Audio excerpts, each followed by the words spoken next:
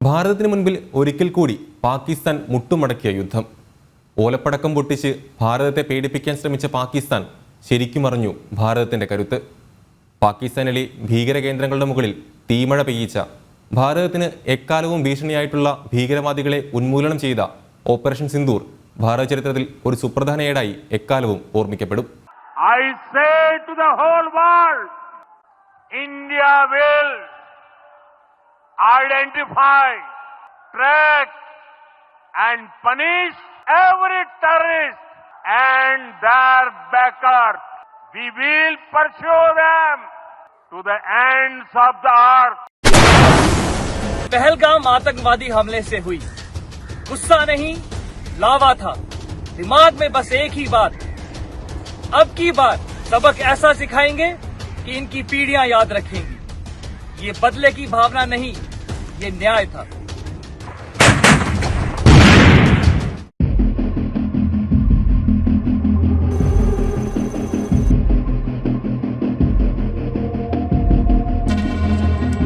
ഭാരതത്തെ തൊട്ട് ശരിക്കും പൊള്ളി പാകിസ്ഥാന്.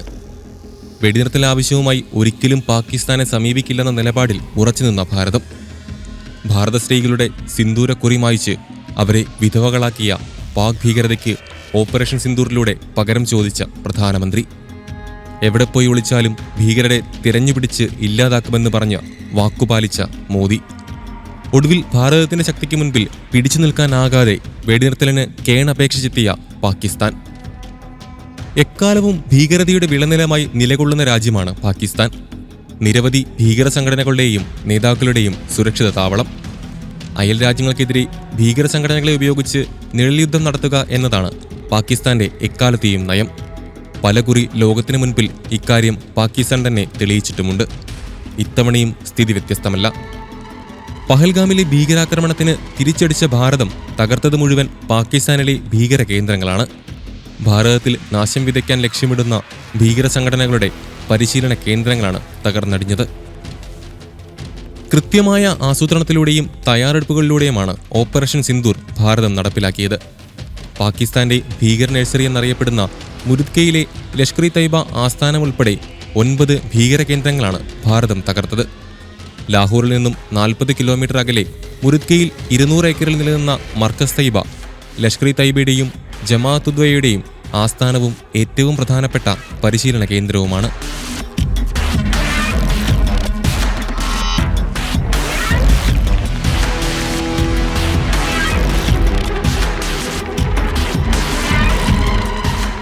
ലാണ് ഈ ഭീകരകേന്ദ്രം സ്ഥാപിതമായത്.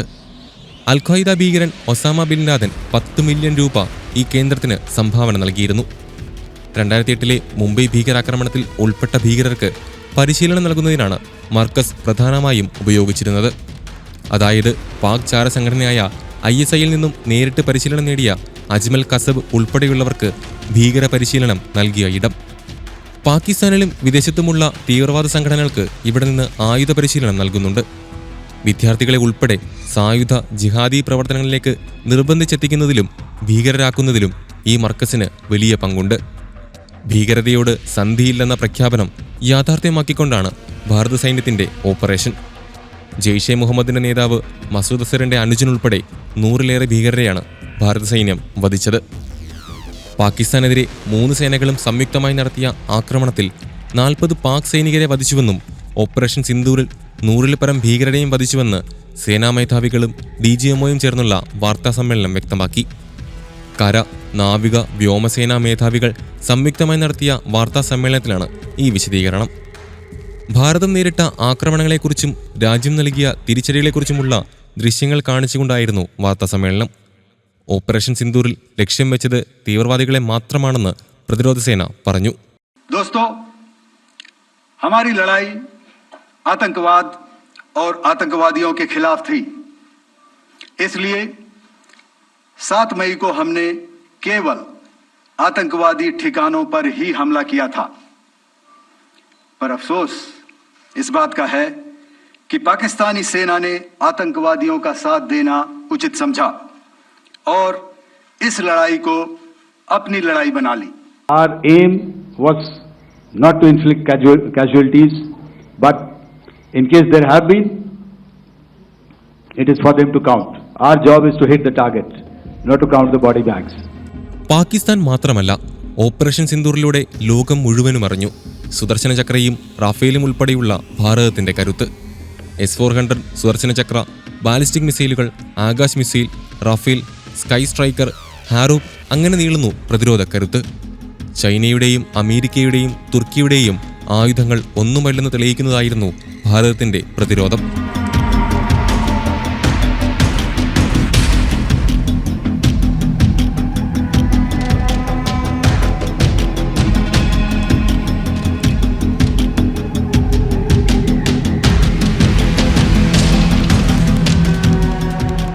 ഭാരതത്തിന്റെ പ്രത്യാക്രമണം പാക് പ്രധാനമന്ത്രി ഷഹബാസ് ഷെരീഫ് തന്നെ സ്ഥിരീകരിക്കുകയും ചെയ്തു.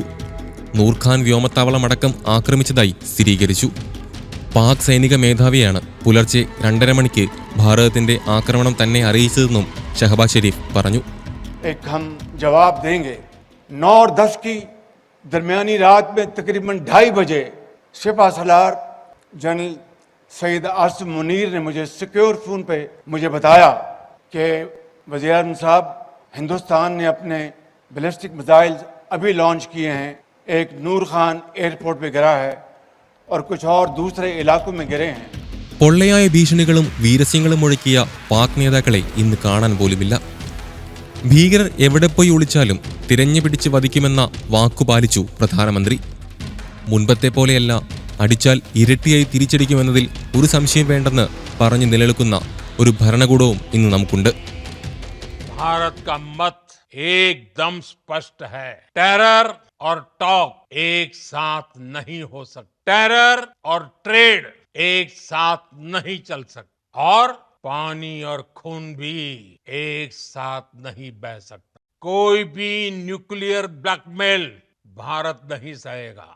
न्यूक्लियर ब्लैकमेल की आड़ में पनप रहे आतंकी ठिकानों पर भारत सटीक और निर्णायक प्रहार करेगा. हम आतंक की सरपरस्त सरकार और आतंक के आकाओं को अलग अलग नहीं देखेंगे. സിന്ധു നദീജല കരാർ റദ്ദാക്കിക്കൊണ്ടുള്ള ഭാരതത്തിന്റെ നീക്കം പാകിസ്ഥാന് കൊള്ളേണ്ടടുത്ത് തന്നെയാണ് കൊണ്ടത്. പാകിസ്ഥാനിലേക്ക് ഒഴുകുന്ന ജലം തടയാൻ ഭാരതം ശ്രമിച്ചാൽ പാകിസ്ഥാൻ സൈന്യം ബോംബിട്ട് തകർക്കുമെന്നായിരുന്നു പാകിസ്ഥാൻ പ്രതിരോധ മന്ത്രിയുടെ ഭീഷണി. എന്നാൽ ദിവസങ്ങൾക്കിപ്പുറം നെഞ്ചുറപ്പോടെ ഭാരതം നിൽക്കുമ്പോൾ ചർച്ച വേണമെന്നപേക്ഷിച്ച് പാക് പ്രധാനമന്ത്രി തന്നെ രംഗത്തെത്തി. കരാർ മരവിപ്പിച്ച നടപടി പുനഃപരിശോധിക്കണമെന്നാവശ്യപ്പെട്ട് ഭാരതത്തിന് പാകിസ്ഥാൻ കത്തയച്ചു. സിന്ധു മേഖല മരുഭൂമിയായി മാറുകയാണെന്ന് പാകിസ്ഥാൻ കത്തിൽ പറയുന്നു. ജലവിതരണം പുനരാരംഭിച്ചുകൊണ്ട് ഭാരതം കരുണ കാണിക്കണമെന്നും കത്തിൽ പാകിസ്ഥാൻ അഭ്യർത്ഥിച്ചിരുന്നു. എന്നാൽ കരാർ മരവിപ്പിച്ച നടപടിയിൽ മാറ്റമില്ലെന്ന് വിദേശകാര്യമന്ത്രി S ജയശങ്കർ വ്യക്തമാക്കി കഴിഞ്ഞു. വെള്ളവും രക്തവും ഒരുമിച്ച് ഒഴുകില്ലെന്ന നിലപാടിൽ ഉറച്ചു നിൽക്കുകയാണ് ഭാരതം. ഭീകരകേന്ദ്രങ്ങൾ പാകിസ്ഥാൻ അടച്ചുപൂട്ടണമെന്നാണ് ഭാരതത്തിന്റെ ആവശ്യം. പാകിസ്ഥാനുമായുള്ള ചർച്ചകൾ ഭീകരതയെക്കുറിച്ചും പാക് അധിനിവേശ ജമ്മുകശ്മീരിനെക്കുറിച്ചും മാത്രമായിരിക്കുമെന്ന് പ്രധാനമന്ത്രി വ്യക്തമാക്കിയിട്ടുണ്ട്. പാകിസ്ഥാന്റെ പക്കൽ കൈമാറേണ്ട ഭീകരരുടെ പട്ടികയുണ്ട്. എന്താണ് ചെയ്യേണ്ടതെന്ന് അവർക്കറിയാം. അത് ചെയ്താൽ മാത്രമാണ് ചർച്ചയുള്ളത്. തീവ്രവാദത്തിൽ എന്തു ചെയ്യണമെന്ന് പാകിസ്ഥാനുമായി ചർച്ച ചെയ്യാൻ ഭാരതം തയ്യാറാണെന്നും വിദേശകാര്യമന്ത്രി കൂട്ടിച്ചേർത്തു. എല്ലായ്പ്പോഴും ഭീകരർക്കൊപ്പമാണ് പാകിസ്ഥാൻ. ഭാരതം വധിച്ച കൊടും ഭീകരന്റെ സംസ്കാര ചടങ്ങിൽ പാക് സൈനിക ഉദ്യോഗസ്ഥർ പങ്കെടുത്തത് ഇതിന് തെളിവാണ്. ലോകം കണ്ട കൊടും ഭീകരരുടെ സംസ്കാരത്തിന് പട്ടാള വേഷത്തിലെത്തി നിരന്നു നിന്നു സൈനിക ഉദ്യോഗസ്ഥർ. IMF-ൽ നിന്നും കടമെടുത്ത പണത്തിൽ നിന്നും ഓരോ കോടി രൂപ വീതം ഭീകരരുടെ കുടുംബത്തിന് ധനസഹായമായി പ്രഖ്യാപിക്കുകയും ചെയ്തു. ഇത്തരത്തിൽ ഭീകരതയ്ക്ക് വെള്ളവും വളവും കൊടുത്ത് വളർത്തുകയാണ് പാകിസ്ഥാൻ എക്കാലവും ചെയ്യുന്നത്. ആ ഭീകരതയ്ക്കെതിരെയാണ് ഭാരതത്തിന്റെ പോരാട്ടം. പാകിസ്ഥാൻ ഭീകരരുടെ താവളമാണെന്ന് പാക് പ്രധാനമന്ത്രി ഷഹബാസ് ഷെരീഫ് തന്നെ തുറന്നു സമ്മതിക്കുകയും ചെയ്തു. രാജ്യത്ത് മിക്കയിടങ്ങളും ഭീകരരുടെ ശക്തി കേന്ദ്രങ്ങളാണ്. സായുധ സേനയുടെ ഇടപെടൽ കൊണ്ടാണ് അവരെ ഒരു പരിധിവരെ തടുക്കാൻ സാധിക്കുന്നതെന്നും പ്രധാനമന്ത്രി പറഞ്ഞു. പാകിസ്ഥാനിൽ ഭീകരകേന്ദ്രങ്ങൾ സജീവമാണെന്ന ഭാരതത്തിന്റെ നിലപാട് ശരിവെക്കുന്നതാണ് ഷഹബാസ് ഷെരീഫിന്റെ വാക്കുകൾ. I think what I'm saying is that we are not fighting this menace just to restore peace in Pakistan. It is for the world at large. Imagine if our brave armed forces, our soldiers, our officers had not engaged them, these terrorists would be roaming around in the streets of various parts of the world.